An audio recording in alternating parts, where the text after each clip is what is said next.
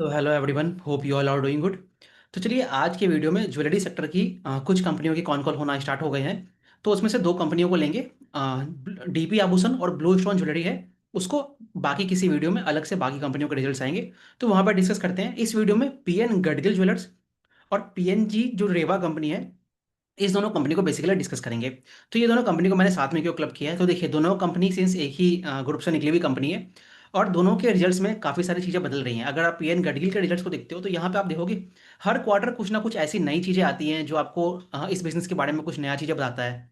और भी बहुत सारी दिक्कतें चलती रहती हैं इनके बिजनेस के अंदर। तो देखते हैं क्या ट्रैजेक्टरी रही है, कौन कौन इनका कैसा रहा है। और जो ये पीएनजीएस रेवा कंपनी है उस कंपनी में देखोगे आप काफ़ी अच्छे एलिमेंट्स दिख रहे हैं उस कंपनी के अंदर। तो दोनों के नंबर्स को डिस्कस करते हैं। चलिए शुरू करते हैं पीएन गडगिल से।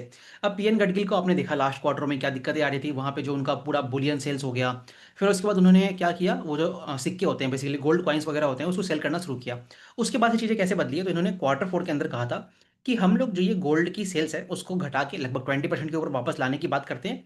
तो कंपनी ने उसी ट्रैजेक्टरी में आगे बढ़े हैं ये लोग। तो उसमें अगर आप देखोगे ना कंपनी का इस पर्टिकुलर क्वार्टर में कैसे नंबर्स आए हैं, तो इस पर्टिकुलर क्वार्टर्स में आप देख सकते हो कि ईयर ऑन ईयर लगभग 40% पे ग्रो किए हैं। मार्जिन्स में आपको एक्सपांसन है, जो कि क्वार्टर 4 के अंदर जो दिक्कतें आई थी वो सारी दिक्कतें आपको चली गई हैं। आप देख सकते हो कि क्वार्टर ऑन क्वार्टर इनका मार्जिन 4.7 से बढ़ के लगभग 8% हो गया है।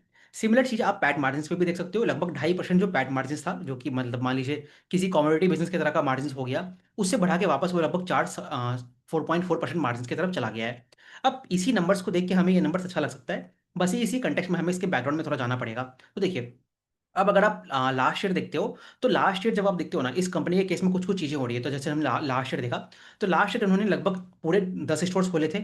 उसके प्रीवियस साल जब इनका आईपीओ आया था तो वहाँ पे लगभग 9 स्टोर्स खोले थे नवरात्रि के टाइम। लास्ट ईयर इन्होंने 10 स्टोर्स खोले। तो वहाँ पे देख रहे हो कि इनका क्या हुआ, उस पर्टिकुलर ईयर में मार्केटिंग एक्सपेंस वगैरह काफ़ी ज़्यादा हो गया था। तो FY 26 जो गया था इनका, वहाँ पे एक इनका हाई आप मान लीजिए ओपेक्स समझ सकते हो, इंप्लॉय कॉस्ट वगैरह समझ सकते हो, मार्केटिंग एक्सपेंस समझ सकते हो। उन चीज़ों में खर्चा ज़्यादा हुआ था। फिर आपने ये देखा कि एक जो ग्रेटिट्यूड सेल्स की बारे में ये लोग बात करते थे, आई थिंक क्वार्टर 3 या क्वार्टर 4 के अंदर, वहाँ पे इन्होंने डिस्काउंट्स वगैरह दिया था। तो उन सभी चीज़ों के कारण पूरा इनका FY 26 जो है एक हाई ओपेक्स वाला ईयर रहा है। अब जब आप इस पीएन गडगिल को देखते हो ना, इनका जो स्टोर एक्सपांशन होता है जनरली आप देखते हो कि H2 के अंदर होता है। Not just in case of PN Gadgil, even in the case of other jewellery companies also. Generally जो फेस्टिव्स वगैरह आते हैं ना, तो वहाँ पे जो इनका एक्स्ट्रा खर्चा होता है वो लोग अपने त्योहारों के समय उसको बेसिकली डिस्ट्रीब्यूट करने के लिए उस समय पे अपने स्टोर्स वगैरह खोलते हैं। तो उसी कंटेक्स्ट में देखोगे ना, कंपनी ने क्वार्टर 1 के अंदर पहली बात तो कोई स्टोर्स खोला नहीं है। दूसरा चीज़ क्या है, जितने भी ये खर्चे वगैरह होते हैं ना उसको एक तरह से कम कर दिया है। एक तो दो कारण है, एक तो इन्होंने खर्चे इसलिए कम किए हैं क्योंकि उसको H2 के अंदर करने की बात करता है। दूसरा ये भी है कि जो ईयर ऑन ईयर जो पूरा ओवरऑल एक्सपेंडिचर है ना, वो आपका FY 26 से कम होता हुआ दिख रहा है, बिकॉज FY 26 में इन्होंने काफ़ी तेज़ी से खर्च वगैरह किया था।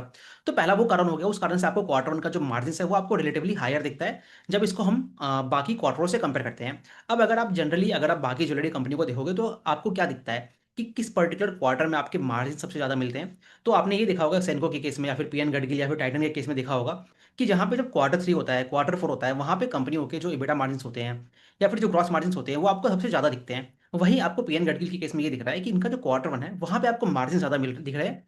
और जो आने वाला क्वार्टर है वहाँ पे ऐसा एक्सपेक्टेड है कि इनका जो मार्जिन है यहाँ से कम होने वाला है, बिकॉज वहाँ पे आप अपने एक्सपेंडिचर को बढ़ा दोगे।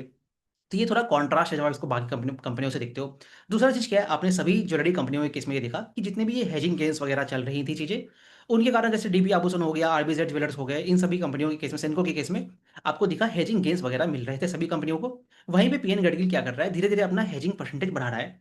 तो ये कंपनी के लिए काफ़ी अच्छी चीज़ है, बट ऑल दो उसके बाद भी इनका जो बेसिकली पेपर गेन्स वगैरह है वो आपको थोड़ा सा दिख रहा है, उसके कारण भी स्लाइट बेसिस पे इनके मार्जिन इंप्रूव होते हैं।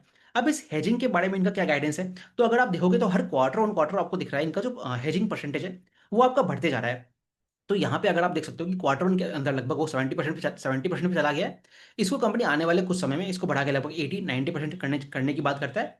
वहां से चीज़ों को बदल के आपका 100% हेजिंग करने की बात कर रहा है, जो कि बिजनेस के लिए काफ़ी अच्छा है।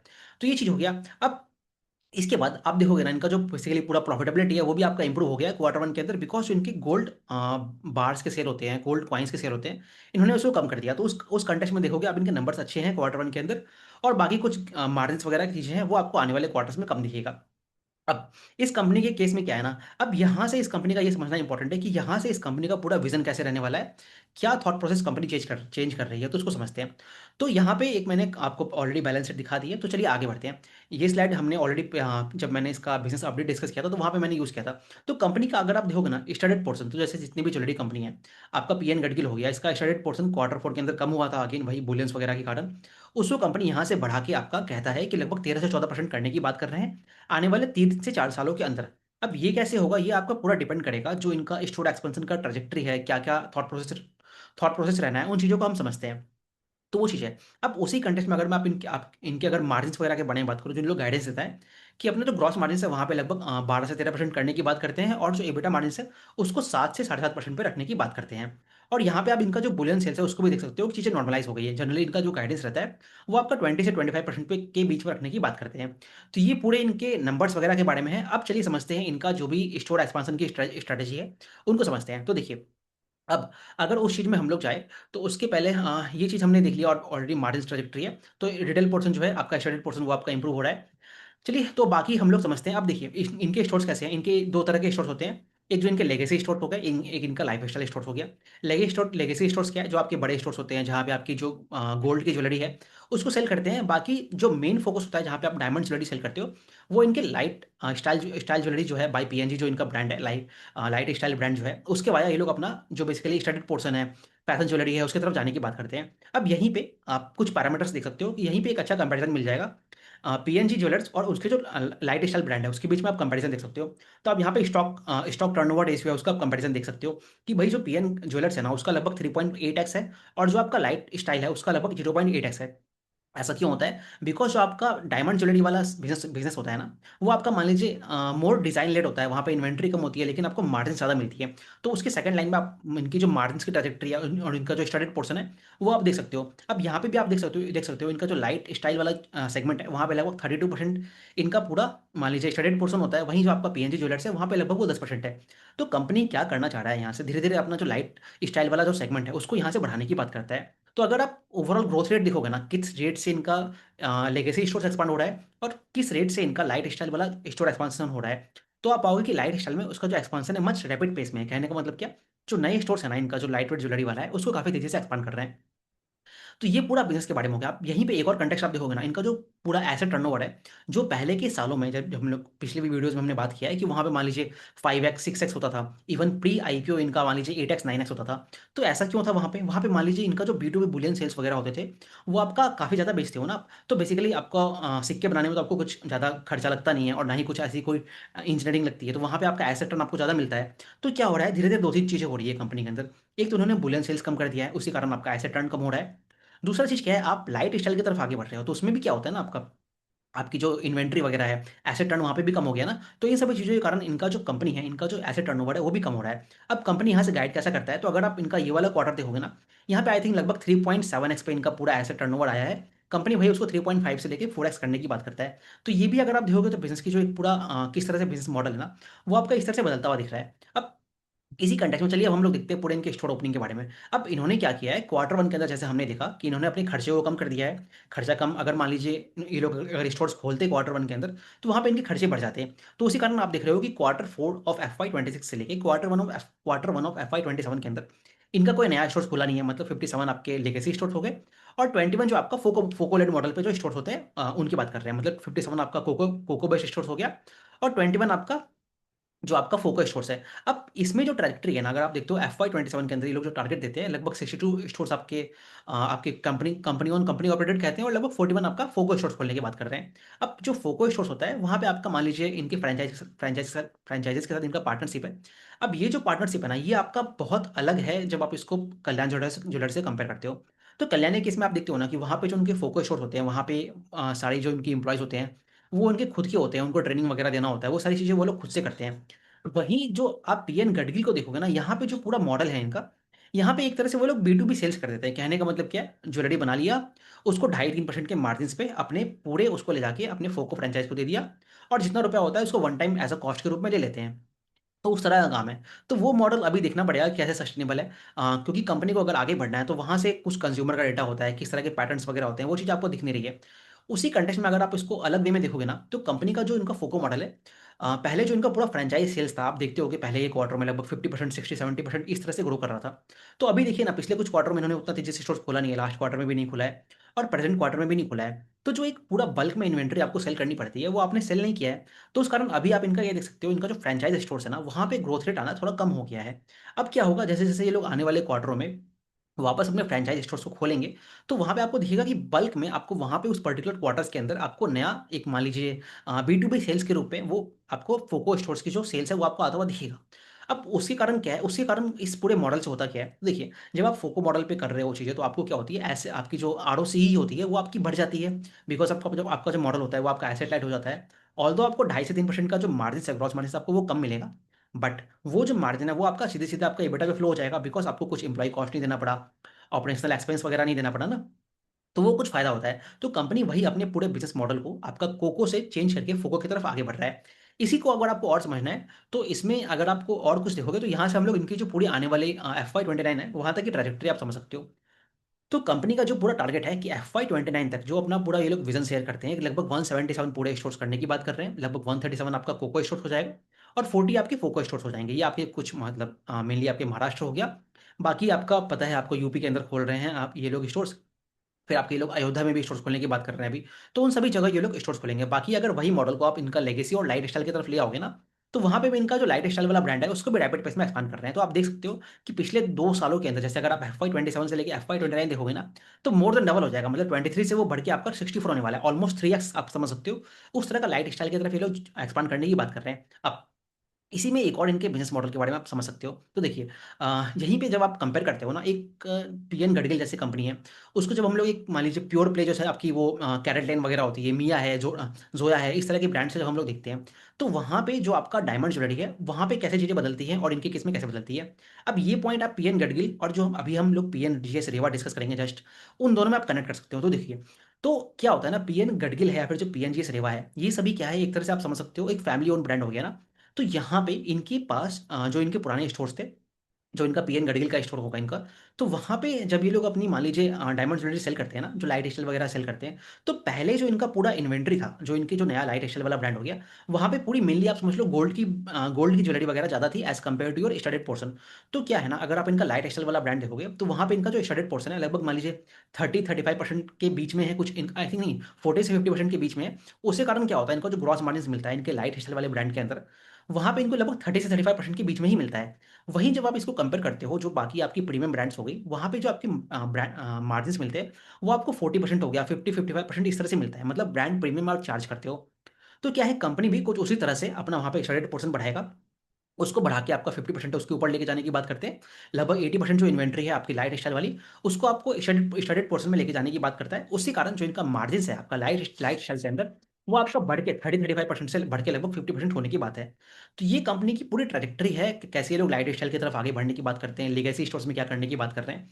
तो ये पूरा है। अब इसके कारण क्या है ना, इनका जो मान लीजिए मार्जिन्स है, जो ये लोग गाइडेंस देते हैं कि हम लोग अपने पूरे एबिटा मार्जिन्स को 13 से 14% जो ग्रॉस मार्जिन्स है उसको करने की बात करते हैं। तो अभी जो इनके नए स्टोर्स हैं ना, वहाँ पे ऑल्दो स्टडीड पोर्शन ज़्यादा है, बट उसका रेवेन्यू में कंट्रीब्यूशन सिर्फ 2 से 3% है। तो वो भी आपको उतना ज़्यादा दिख नहीं रहा है। तो वो आपको धीरे-धीरे चीज़ें दिखेंगी। तो ये पूरा इनके स्टोर वगैरह के बारे में हो गया। अब अगर हम लोग कुछ और मैट्रिक्स लें, तो यहाँ पे जो मैंने आपको बताया कि कैसे इनका जो मॉडल है अल्टीमेटली ये लोग कैसे कल्याण की तरफ आगे बढ़ रहे हैं। ऑल्दो इनको अभी कल्याण से बहुत कुछ सीखने की ज़रूरत है कि कैसे इनका जो फ्रैंचाइज़ वाला मॉडल है, उसमें अभी भी इनका जो पूरा बी2बी सेल्स है, उसमें इतना इनको अपने फ्रैंचाइज़ के बारे में कुछ चीज़ें मालूम नहीं चलेगी, बिकॉज़ अपफ्रंट सेल्स हो गया ना। तो वो चीज़ें कैसे आगे बढ़ती है, आपको इस बिज़नेस मॉडल के अंदर देखना पड़ेगा।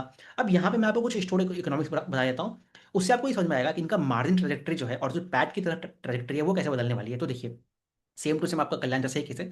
तो क्या होगा, हमने ये देखा कि मान लीजिए एफवाई 29 तक ये लोग जो विज़न देते हैं, 177 स्टोर्स हो गया, एक आपका मान लीजिए फोको स्टोर्स हो गया, एक आपका जो लेगेसी स्टोर्स है वो वाले हो गए, मतलब कोको स्टोर्स हो गए। अब क्या है, जो आपकी फोको स्टोर्स है वहाँ पे आपने बी2बी सेल्स कर दिया, 2.5 से 3% का मार्जिन जो है वो आपने ले लिया, उसको आपके एबिटा में फ्लो हुआ। तो ये चीज़ आपकी हो गई फोको स्टोर्स की तरफ, और जो लेगेसी मतलब जिनका कोको स्टोर्स है वो तो आपका वैसे ही चल रहा है। तो इस तरह से चीज़ें चीज़ें लाइट स्टाइल जो ज्वेलरी चली, वो आपका 80% स्टडेड हो गया और 20% जो आपकी गोल्ड ज्वेलरी हो गई वो आ गई। अब इन सभी चीज़ों से क्या होता है ना, जो आपकी एबिटा मार्जिन्स है वो आपकी थोड़ी-सी कम हो जाएगी। स्टेबलाइज हो जाएगी कहने का मतलब। बट जो आपका पैट है वो आपका बढ़ेगा। पैट क्यों बढ़ेगा? बिकॉज आपका जो मान लीजिए ना, वहाँ पे आपको जो डायरेक्टली ग्रॉस मार्जिन से EBITDA की तरफ फ्लो हो गया, वहाँ पे आपको कुछ खर्चा वगैरह नहीं लेना पड़ा। और दूसरी चीज़ बिजनेस के अंदर क्या हो रही है ना, इनका जो पूरा डेप्ट है, जैसे जैसे हमने कल्याणी केस में देखा था, अभी वो लोग डेप्ट को पे वगैरह करने की बात करते हैं। तो वैसे ही पीएन गडकरी भी अपने डेप्ट को पे करने की बात करता है। तो जितना इन्होंने कहा है कि जीएमएल में लगभग इनके 1500 करोड़ के ऊपर आई थिंक पूरा डेप्ट है इनका, उसको 500 से 600 करोड़ घटाने की बात करते हैं by the end of FY 29। तो कहने का मतलब क्या है, लगभग उसको घटा के 1000 करोड़ पे ले आएंगे। तो उसी कारण आपको दिखता है कि पैट पे बूस्ट होने के स्कोप है। और उसके आने वाले कुछ सालों के अंदर कंपनी कहता है कि हम लोग अपने डेप्ट फ्री हो जाएंगे। तो ये पूरा का पूरा आप देखोगे ना, पीएन गडगिल का एक तरह से पूरा विजन है, मतलब क्या करना चाह रहे हैं। तो ये पूरा कंपनी के बारे में। अब पीएनजीएस रेवा पे जाने से पहले कुछ पॉइंट्स है गडगिल के बारे में, वो और डिस्कस कर लेते हैं। तो देखिए, अब इनके नंबर्स अगर आप देखोगे तो पूरे किस तरह से आए हैं। तो अगर आप इनके नंबर्स देखोगे ना, तो नंबर्स इनके अच्छे ही आए हैं। तो अगर हम देखें पीएन गडगिल के जो नंबर्स है, वो आपको नंबर्स ओवरऑल अच्छे ही आए हैं, काफी चीजों पैरामीटर्स में इंप्रूवमेंट हुआ है। बट पीएन गडगिल के केस में क्या होता है ना, हर क्वार्टर ऑन क्वार्टर आपको कुछ कुछ नई चीजें मालूम चलती है। अब जैसे ऐसा एक्सपेक्टेड था कि इनका जो स्टडीड पोर्शन है, इनके नए स्टोर्स वगैरह से वो खुलेगा। अभी आपने वो लाइट स्टाइल वाला ब्रांड के अंदर देखा कि वहां पे जो गोल्ड की स्टडीड पोर्शन है वो आपकी कम है, तो वहां पे इनको बढ़ाना पड़ेगा। पहला चीज वो हो गया। अब इसके अलावा अगर आप इस कंपनी का पूरा वैल्यूएशन वगैरह एक्सरसाइज करोगे ना, तो कंपनी ने FY 27 में लगभग 13,500 करोड़ करने की बात किया है, लगभग 7 से 7.5% अपने EBITDA मार्जिन करने की बात की है। लेट्स होप कि वहां पे ये लोग बीट करें। और बाकी पैट मार्जिन से वो आपका 4 से लगभग 4.25% है, उसके बीच में करने की बात है। एग्जैक्ट नंबर्स आप इनके पीपीटी या कॉल से देख सकते हो। तो ये इन पूरे कंपनी के बारे में। तो कंपनी को अगर आप देखोगे ना, तो अपने टॉप लाइन को लगभग 20 से 25% पे 25% मान लीजिए, उसके ऊपर ग्रो करने की बात करता है। इबिटा में थोड़ा आपको एक्सपेंशन मिलेगा, पैट में आपको और भी एक्सपेंशन मिलेगा। तो मान लीजिए 30 40 50% के बीच में इनका पैट ग्रो करने की एक्सपेक्टेशन है। उसके बेसिस पे अगर आप इनका फॉरवर्ड पी निकालोगे, तो वही आपको सस्ता ही दिखने वाला है as compared to its peer, लगभग 15 या 16 इसके बीच में आने वाला है। तो ये पूरा कंपनी के बारे में। अब इस कंपनी के केस में सबसे बड़ा ओवरहैंग क्या है, उसको समझ लेते हैं। तो देखिए, आपने ये देखा कि 2 साल हो गया है इस कंपनी का आईपीओ आए हुए। लास्ट टू लास्ट ईयर इनका आईपीओ आया था अगस्त सितंबर के आसपास। तो वहां से चीजें गई हैं, बट मार्केट ने इसको कभी रिवॉर्ड नहीं किया है। उसके बीच में कंपनी के केस में आपने देखा कि बहुत सारी चीजें बदली हैं। पहले तो वो पूरा एक साल आपका बुलियन सेल्स का दिक्कत चला, फिर वो चीज खत्म हुई। तो लास्ट क्वार्टर में ऐसा एक्सपेक्टेड था कि भाई वहां से आपका चीजें स्टेबलाइज होंगी, तो वहां पर उन्होंने पूरा वो गोल्ड कॉइन्स वाली चीजें दिखा दी। तो वहां पे दिक्कत आ गई। जैसे आपने वो देखा ना, आईडीएफसी फर्स्ट बैंक के केस में क्या होता है, वो लोग भी हमेशा हर क्वार्टर में आके कुछ ना कुछ चीजें बोलते रहते हैं। तो उसी कारण उनके भी स्टॉक्स में बहुत दिक्कत आती है। तो वैसे ही कुछ पीएन गडकरी के केस में चल रहा था। अभी क्वार्टर 1 में इनका देखते हैं, जैसे फ्रेंचाइज वगैरह हो गया, वहां पे आपने देखा कि चीजें की ग्रोथ रेट है वो आपको कम हो गई, क्योंकि ऐसा चीज हमें पहले ही कॉन्कोल में पता नहीं था। एट द सेम टाइम क्या हुआ है, इनका जो ई कॉमर्स वाला सेल्स है, वहां पे आपने ये देखा कि पहले ये लोग गोल्ड बार वगैरह सेल करते थे, अभी उसको कम करना शुरू किया है। और वहां पे वो लोग ज्वेलरी को पुश कर रहे हैं बेसिकली। तो उससे भी क्या हुआ, आपने ये देखा कि इनका जो ई कॉमर्स सेल है, वो भी आपको थोड़ा फ्लक्चुएटिंग दिखेगा। कैसा उसकी ट्रेजेक्टरी रहेगी आने वाले क्वार्टर्स में देखना पड़ेगा। तो ये पूरा चीज है। अब अल्टीमेटली एक जो फाइनल क्वेश्चन है, इनका जो पूरा शेयर होल्डिंग पैटर्न है, वो आपका लगभग 75% से ज्यादा है। अब सेबी के रूल्स वगैरह के कारण उसको आपको कम करना पड़ता है। 3 साल इनके हो जाएंगे आई थिंक इस ईयर के अक्टूबर नवंबर में। तो कंपनी को वहां पे अपना QIP वगैरह वगैरह करना पड़ेगा। तो वहां से आपको दिखता है कि इक्विटी डाइल्यूशन का केस है। तो वो भी एक पूरे इस बिजनेस के अंदर एक बहुत बड़ा ओवरहैंग बना हुआ है। तो वो देखते हैं कैसे ये कंपनी काम करता है। और बाकी कल्याण से तो अगर आप उसको कंपेयर करोगे, तो कल्याण इनसे बहुत आगे है। बहुत सारी चीजों में अभी पेन गडगिल को परफॉर्म करना है। इनका जो फ्रेंचाइज वाला पूरा मॉडल है अभी स्टार्ट ही हुआ है, वहां पे बहुत सारे चेंजेस आपको दिखेंगे। तो चलिए पीएन गडकरी को यहीं पर रखते हैं। नंबर्स इनके अच्छे हैं, अच्छे से परफॉर्म कर रहे हैं। बाकी जो कुछ ओवरहाइंग्स है वो चीजें हट जाए, तो चीजें काफी अच्छी हो जाएंगी इस बिजनेस के अंदर। अब बात करता हूं मैं आपसे पीएनजीएस रेवा को। अब पीएनजीएस रेवा को मैंने इसी वीडियो में क्यों क्लब किया है, तो क्या होता है ना, आपको यहाँ पे दोनों कंपनी के बीच में जो इनका डायमंड वाला सेगमेंट है, जैसे वो लोग लाइट स्टाइल में कर रहे हैं, आपको पॉइंट्स कनेक्ट करने में काफी हेल्प मिलने वाला है। ऑलरेडी हमने पीएनजीएस रेवा को लास्ट क्वार्टर की जो हमने पूरी डिटेल वीडियो की थी, जहां पे हमने 15 16 कंपनियों को डिस्कस किया था, वहां पे कवर्ड है। आप इसका बिजनेस मॉडल उन चीजों से देख सकते हो। तो यहाँ पे देखते हैं ये चीजें वहां से कैसे आगे बढ़ी है। तो चलिए शुरू करते हैं। तो देखिए, अगर आप पीएनजी सेवा को देखोगे ना, इनका आईपीओ आया। अब इनका अल्टीमेटली एम क्या था आईपीओ से इनका एम है कि लगभग हम लोग 15 स्टोर्स खोलने की बात करते हैं। आने वाले 2 साल के अंदर इन्होंने जो भी पैसा उठाया है, वो पूरा आपका स्टोर ओपनिंग की तरफ जाएगा। अब आप पिछले 2 क्वार्टरों से देख रहे हो कि इनका जो नंबर है 100% के ऊपर ये लोग ग्रो कर रहे हैं। पहला तो क्वेश्चन ये आता है कि 100% से ऊपर ये लोग ग्रो कैसे कर पा रहे हैं। तो इसका आंसर मैंने ऑलरेडी आपको जो अपडेट वीडियो थी वहां पे दिया था। तो उसी पॉइंट्स को मैं लेके आता हूँ। तो कंपनी का क्या है ना, जो इनका पहले स्टोर इन स्टोर्स था, जो आपके पीएनजीएस सन्स वाली कंपनी है। तो जैसे मैंने अभी आपको पीएन गडगिल के केस में भी बोला कि वहां पे जो आपकी फैमिली स्टोर्स होती है, तो वहां पे कई बार होता है ना कि आप अच्छे से मार्जिन चार्ज नहीं कर पाते हो। तो उसी कंटेक्स्ट में अगर आप पीएनजीएस रेवा को देखोगे ना, तो पहले इनका जो पीएनजीएस सन्स वाली कंपनी के साथ इनका स्टोर इन स्टोर्स था। तो वहां पे क्या हो रही थी चीजें, वहां पे आपकी स्टोर्स उन्हीं के शॉप के अंदर रहती थी। तो वहां पे जो आप मार्जिन चार्ज करते हो अपने डायमंड ज्वेलरी के अंदर, वो आपको इन लाइन रखनी पड़ती है जो पूरी कंपनी है एक तरह से ना, बिकॉज आप उस कंपनी के अंदर हो ना, आपको उतनी अच्छी प्राइसिंग पावर मिलती नहीं है। तो उस टाइम पे आपकी जो मार्जिन वगैरह होते थे, वो आपकी मान लीजिए 28% हो गया, 27% हो गया, उस तरह से रहते थे आपके डायमंड ज्वेलरी के अंदर। और अभी जस्ट हमने देखा कि पीएनजीएस गडगिल के केस में वहां पे मार्जिन कितनी मिलती है आपको, लगभग 30 से 35% मिलती है, जो कि ऑलरेडी कम है जब आप उसको एक प्रीमियम ब्रांड से लेके चलते हो। तो उस कंटेक्स्ट में हमने देखा कि पीएनजीएस रेवा के पास जो ग्रॉस मार्जिन को इंप्रूव करने की ट्रैजेक्टरी है ना, वो आपकी बहुत हो जाती है। तो अगर आप अभी पिछला कुछ क्वार्टर देखोगे तो पीएनजीएस रेवा के अंदर इनका जो मार्जिन है लगभग 30% के ऊपर चला गया है। तो आपको दिख रहा है ना कि ब्रांड के पास अब वो लोग अपनी जो प्राइसिंग है उसको बेटर रख पा रहे हैं। तो पहली चीज ये हो रही है। दूसरा, इनका क्या होता है, एवरेज ट्रांजेक्शन वॉल्यूम्स बढ़ रहा है।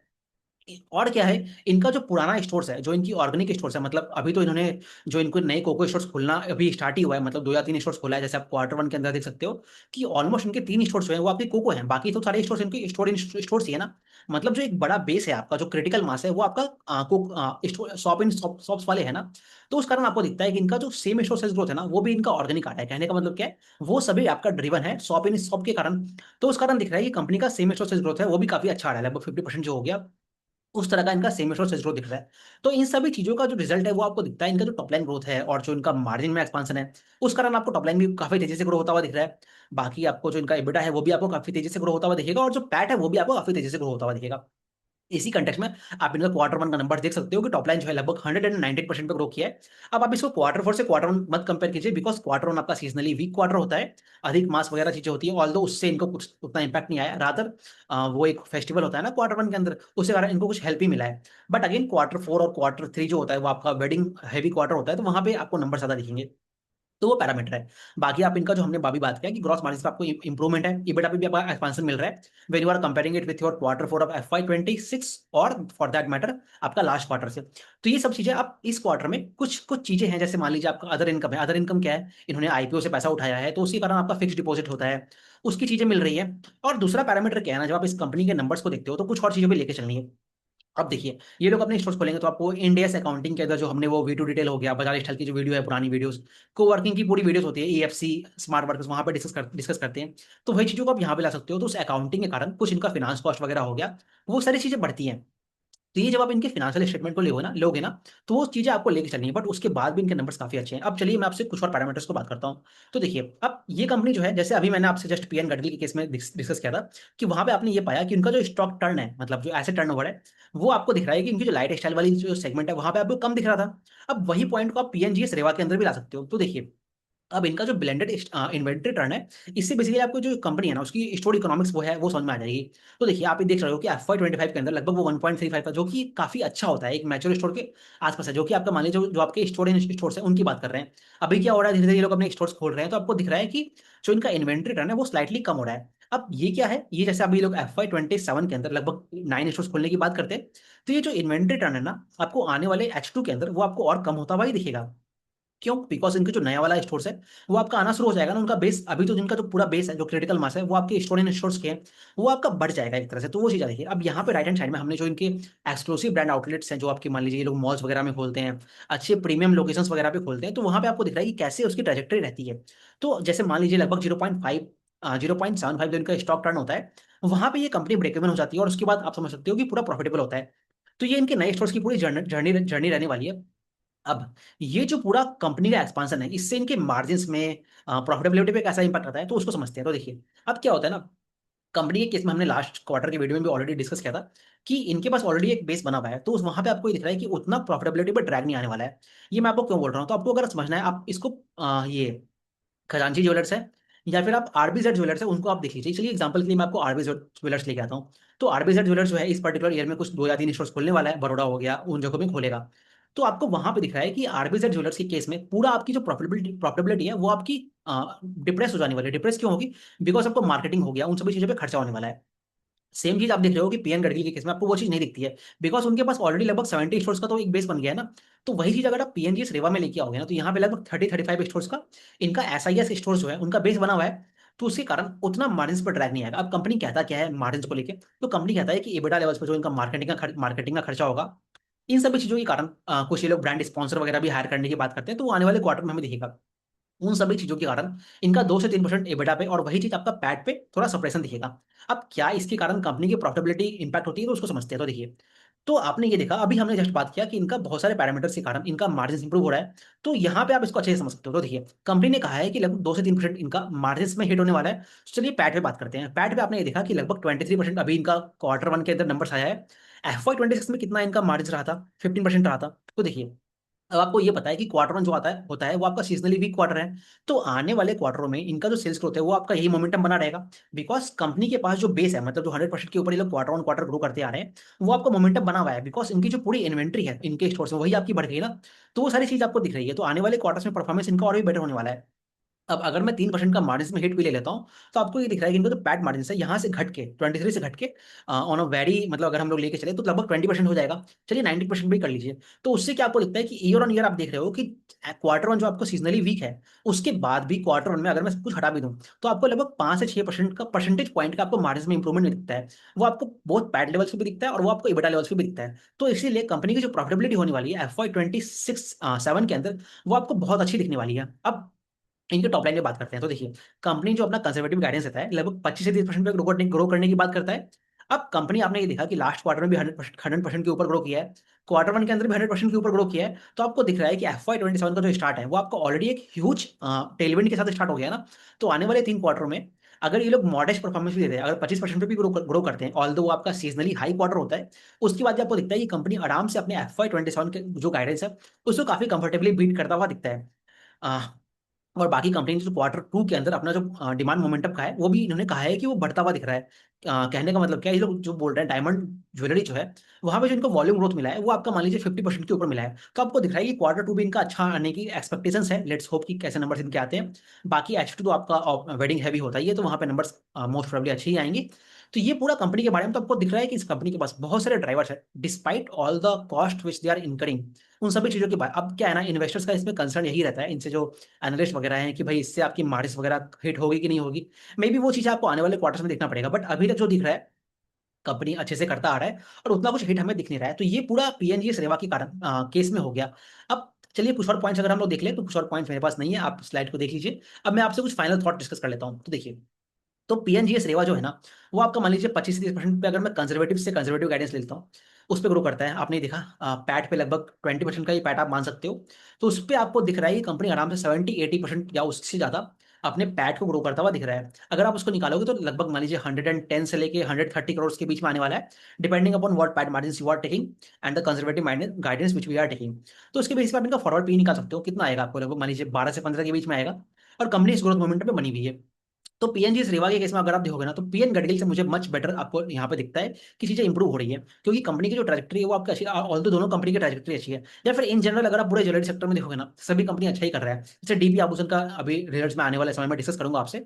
तो वो कंपनी भी जो है अपने स्टोर एक्सपेंशन को FY 2027 के अंदर काफी तेजी से बढ़ाने की बात करता है। तो वो कंपनी भी आपको दिख रहा है चीजें अच्छी हो रही है। ऐसा क्यों कर रहा है सभी कंपनियां? तो देखिए, ज्वेलरी सेक्टर में होता क्या है ना, जब आपकी गोल्ड प्राइसेस बढ़ती है तो आपने देखा कि वहां पे सभी कंपनियों का वैल्यू ग्रोथ आना स्टार्ट हो जाता है। उसी कारण लेकिन आपकी जो वो होती है बेसिकली कैश फ्लोस होता है, वहां पे अफेक्ट हो जाता है। आपकी इन्वेंट्री वगैरह जो होती है उसकी चीजें बढ़ जाती है ना। तो उससे दिक्कतें आ रही थी। तो मार्केट को वो कंसर्न पिछले कुछ समय से चल रहा था। अभी क्या हुआ है, पूरे सेक्टर के अंदर गोल्ड प्राइसेस जो है एक नॉर्मलाइज हो गया है, एक पर्टिकुलर वे पे आके रुक गया है। तो पूरा एक्सपेक्टेशंस है कि भाई मान लीजिए आपका जो भी वॉल्यूम ग्रोथ है वो आपका आना स्टार्ट हो जाएगा। तो उस कारण जब आपके वॉल्यूम ग्रोथ आते हैं तो आपके इन्वेंट्री में उतना दिक्कत नहीं आने वाली है, चीजें आपकी स्टेबलाइज हो गई वहां पे। तो उस कारण सभी कंपनियां जो है अपनी स्टोर एक्सपेंशन को वापस तेजी से बढ़ाने की बात करता है।